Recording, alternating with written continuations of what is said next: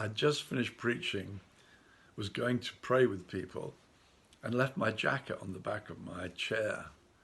My son's mother-in-law said to me, "You're not going to leave your jacket there, are you, with your wallet in it?" And I said, "Why? You got thieves in your church?" Quick as a flash, she said, "I hope so."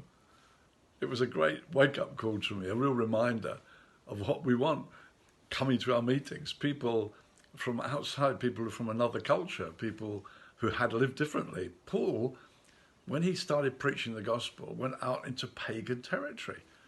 And when he wrote Ephesians, he says this: "You who stole, steal no longer, but work with your own hands so that you can share." They had former thieves in their meetings. They came into a pagan society, not a Jewish society that knew the Ten Commandments. They had to learn a whole new lifestyle. So Paul says, "Hey, cut out the stealing." I've never stood on a pulpit and said, "Hey, stop stealing." But that's how it was in those days. He said, work so that you can accumulate. No, actually, so that you can share. That was the Christian way. You shared.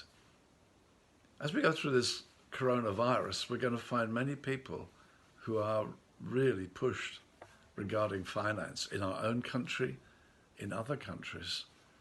And part of our calling is to share what we have. We have so that we can share.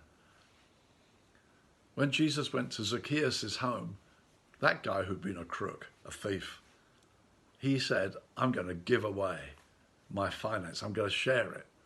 And Jesus said this: salvation has come to this house. Salvation, deliverance, freedom was one of the marks of their salvation, and was one of the marks of the early church. They shared. That Greek word koinonia, they shared, they were in partnership. Dear friends, as we press on, there'll be a need, and we need to start sharing. God help us to be real Bible Christians. Let's not have that attitude, "I've given my tithe, the other 90%'s mine." That's not like the New Testament. They shared what they have.